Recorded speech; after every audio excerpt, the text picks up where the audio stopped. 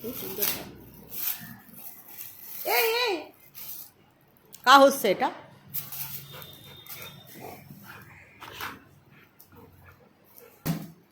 সুইটি এটাকে পর্যবেক্ষণ করছে যে ওটাকেও, সুইটি ওটা নাও, পর্যবেক্ষণ করতে হবে না, ওটা নাও। যে কয়েক টুকরে বিভাজন করে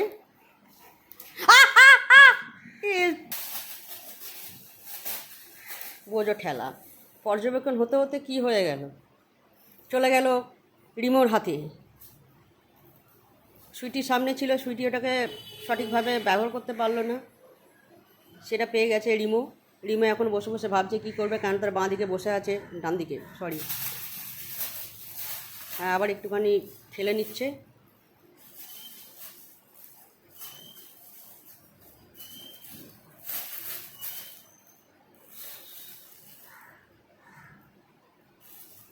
একটা ছোট্ট কণা চাইছে, ক্যান্ডি উঠে আসছে, চেষ্টা করছে, কিন্তু আমি যেহেতু একে বলেছি আমার পায়ে মেরেছে, বসবি, সেদের সাহস পাচ্ছে না। কিন্তু রিমো তার ফায়দা উঠিয়েছে, সেটাকে ছিঁড়ে নিয়ে একটা টুকরো নিয়ে বসেছে। সুইটি এখনও বুঝে উঠতে পারছে না অ্যাকচুয়ালি কী করবে ও। সুইটি শেষমেশ উঠলো, উঠে ও একটুখানি দেখছে রিমোকে। সুইটি এবার চেষ্টা করবে, সেই টুকরো পেয়ে গেছে ক্যান্ডি। ক্যান্ডি বুঝতে পারছে না টুকরোটা ওঠাবে কি ওঠাবে না।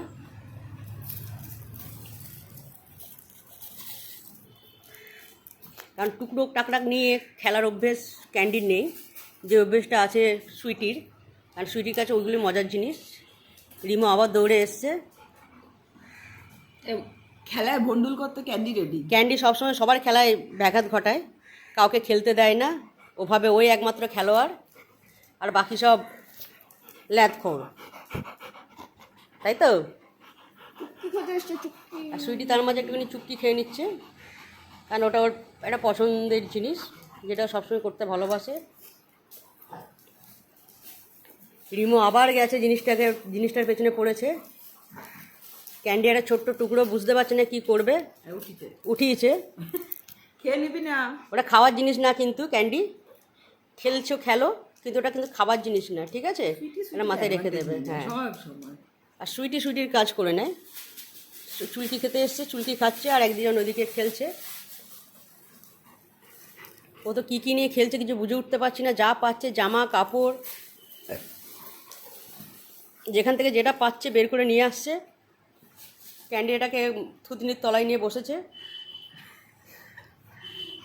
ওটা নিয়ে বসে থাকবে, যে নিতে আসবে বা তাকে ঝাঁকাবে, ওটাই ওর ধাঁধা থাকে। সুইটি ওটা নিয়ে এসো তো ভাইয়ের কাছ থেকে। বলছে আমি একটা টুকরো পেয়েছি। তুমি একটা টুকরো পেয়েছো, সেই টুকরো নিয়ে তুমি আমাদের পেছনে ঠেলবে, বুঝেছি। ও ছিড়বে, হ্যাঁ ছিড়তে ভালোবাসে।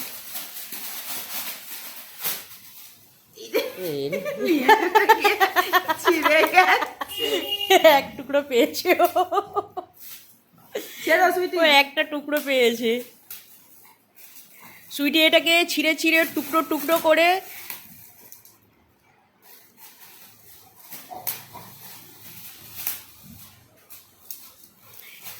তার পরিশ্রমটা আমাদের ভোগ করতে হবে। সুইটির কাজই হচ্ছে যে কোনো জিনিস পেয়ে সেইটাকে নষ্ট করে ছিঁড়ে ছিঁড়ে তার এখনকার। এরপর এটা নিয়ে চলবে ওদের, ওখান থেকে একটা ছোট্ট টুকরো বেরোবে, সেই টুকরো নিয়ে ওদের চলবে এখন। যদি এটা আমি ওদের কাছ থেকে নিয়ে না নিই। এসছে আর একজন বড় খেলোয়াড়, ও হচ্ছে বড় খেলোয়াড়, একদমই তাই, ও টিমের বড় সদস্য।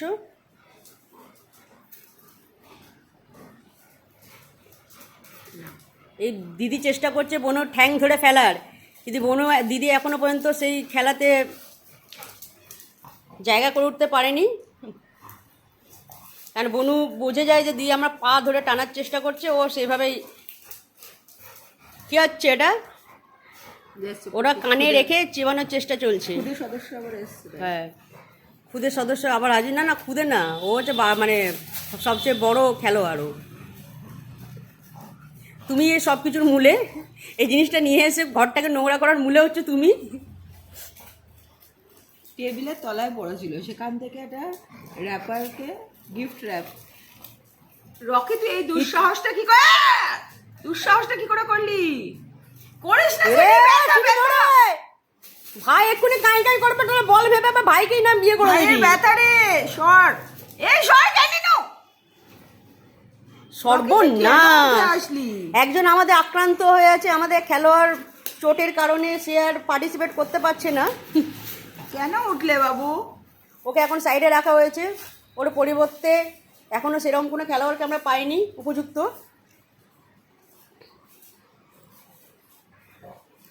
গিফট র্যাপ নিয়ে খেলা চলছে নাকি? কিন্তু এই আক্রান্ত অবস্থাতেও বুঝতে পারছি না কেন ওদের মাঝে এসছে, কারণ আবার সে চোট পেতে পারে। লেগে যাবে রকি।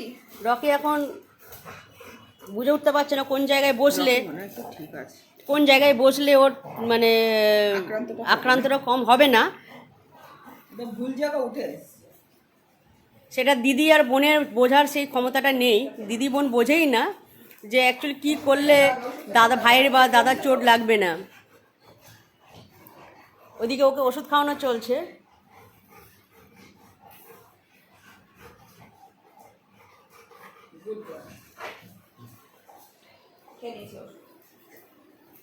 ব্যথাটা কমেছে, দেখেছিস? এবার উঠতে গিয়ে কাঁদতে করেনি।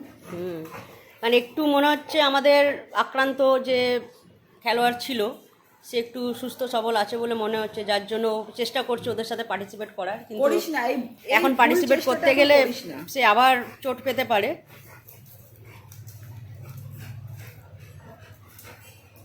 ক্যান্ডি, তুমি কিন্তু খেলতে খেলতে পাদু দিচ্ছ।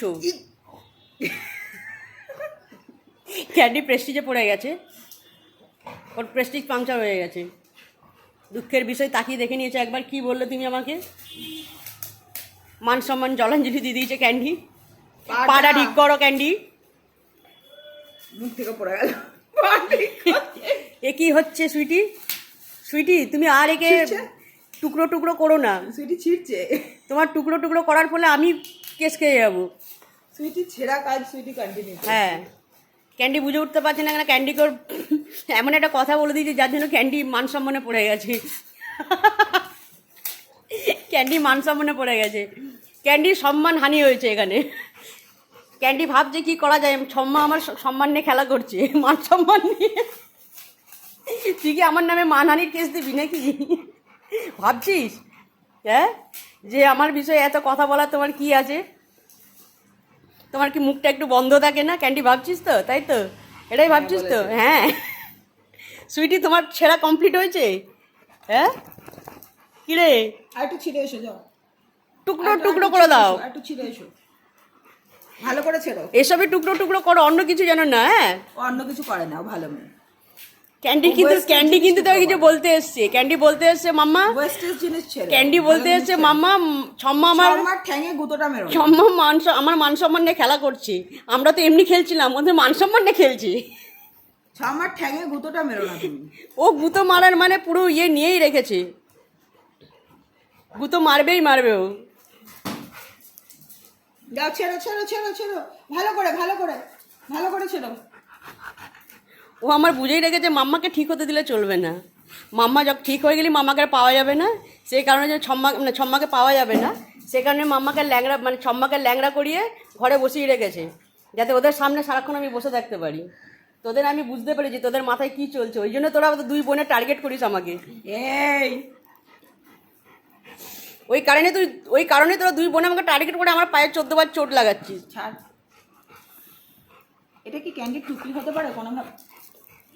দাঁড়া না, কিছু একটা করছি তো। বলে তোমাদের আর পারছো না, তোমরা আমার সারা জীবন আমার মাথায় টুপি পরিয়ে যাচ্ছ, এখনও টুপি পরাতে চাইছো? বলে সব টুপি পরে সব অধিকার থেকে আমাকে বঞ্চিত করছো, আর সব কিছুর মানে ইয়ে করছে, সুবিধা ভোগ করছে সুইটি দিদি। মুখটা দেখ না, যে কেউ দেখে ভয় পাবে। সুইটি দিদি আমার খাবার খেয়ে নিচ্ছে, খাবার ফেলে রাখে যেটা আমি পেতে পারি। আবার তুমি রকি, আবার তুমি এই চোট পাওয়া শরীর নিয়ে আবার তুমি ওদের কাছে এসে হাজির হয়েছো।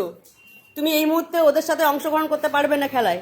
আরে বেচারাটা দুদিন ঠিক করে খেতে পারেনি, পেটটা ঢুকে গেছে। চোট পাওয়ার কারণে রকি এখন ডায়েটে আছে। ক্যান্ডির দাঁতটা আমার হাতে লাগলো, ইনস্ট্যান্ট ফুলে গেল। দুঃখের বিষয় হচ্ছে আমাদের ক্যান্ডির দাঁত ইনস্ট্যান্ট ফুললো। মাম্মার হাতে এসে লেগেছে, সেই থেকে মাম্মার হাত ফুলে গেছে। হাত ফুলে যায়নি, মানে একটুখানি ফুলে গেছে আঙুলটা। আর রকির সমস্যা হয়ে গেছে এখন একটাই, যে রকি, তুমি এসব করো না, রকি স্ট্যান্ড ছাড়া খেতে পারে না বাচ্চা, যার জন্য ওকে ডায়েটে থাকতে হচ্ছে। 2 দিন ডায়েট করো, একটু রোগা হবে, কাজে দেবে। বসো, তুমি নিজের ঠ্যাঙের পিন্ডিটা নিজে আর বাজিও না। ভাইয়ের বেথু বাবা, ভাইয়ের পায়ে বেথু। আমাদের রকির যতই খিদে পাক না কেন, ওকে যদি ওর জায়গায় খেতে না দেওয়া হয়, রকি খাবি, তাহলে ও কোনো খাবার মুখে তুলবে না। খাবার আর সবচেয়ে বড় ব্যাপার হচ্ছে যে রকির এখন এই মুহূর্তে ঘাড় ওঠাতে পারছে না, যার জন্য স্ট্যান্ডে খেতে পারছে না, যার জন্য খেলতে গিয়ে ঘোড়াদারও অসুস্থ। হ্যাঁ, খেলতে গিয়ে অসুস্থ হয়ে পড়েছে, খেলতে গিয়ে চোট, দেখতে পাচ্ছেন, ঘাড় ওঠাতে পারছে না, মাথা ওঠাতে পারছে না, মাথা সারাক্ষণ নিচু করে হাঁটছে। তাতে এই 2 বোনের কিছু যায় আসে না। ছোটো বোন তো কিছুই বোঝে না। দাদা যদি বাই চান্স চিৎকার করে ফেললো, তো ওটা ভাবছে ওরা বল প্যাক প্যাক করছে।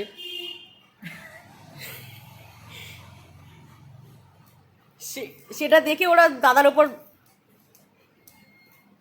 লাফাতে যাচ্ছে।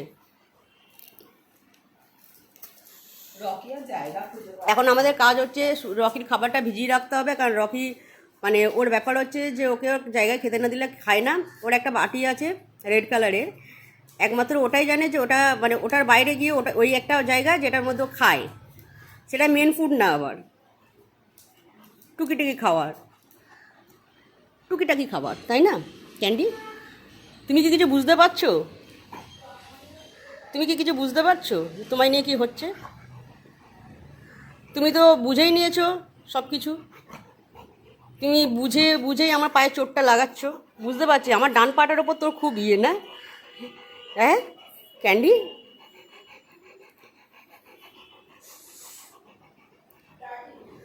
আমি চোটের কারণে তোদের সাথে সারাক্ষণ সময় কাটাচ্ছি, এটা তোরা মজা পেয়ে গেছিস বল?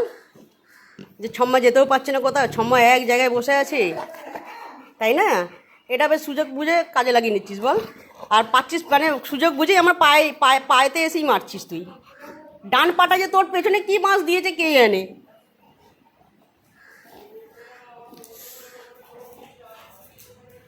ওর এখন ঝাঁকানাকা করতে ব্যস্ত, কিন্তু আমি এই মুহূর্তে ওকে আমি পার্টিসিপেট করছি না ওর খেলায়, যার জন্য একটু প্রবলেম হয়ে যাচ্ছে ওর। বেশিক্ষণ এটা চললে ও কাঁদতে শুরু করবে।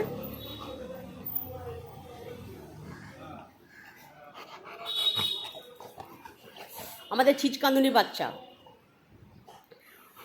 যার সাথে না খেলাধুলা করলেই ব্যাস তার কান্না শুরু হয়ে যায়। এই শুরু হয়ে গেছে, কুক শুরু হয়ে গেছে, কুক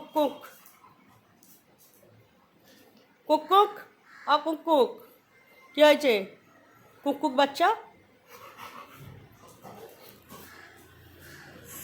রকি বেচার একটা সাইড নিয়ে শুয়ে গেছে, কারণ হচ্ছে বুঝতে পেরেছে বোন দিদিকে বিশ্বাস নেই, যখন তখন আবার চোট লাগতে পারে। এই যে কান্না শুরু হয়ে গেছে ক্যান্ডির।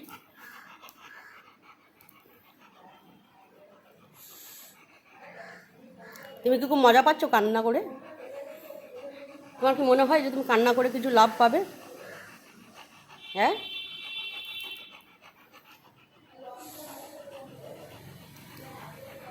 যাই হোক, অনেকক্ষণ কথা হলো, অনেকক্ষণ বাচ্চাদের নিয়ে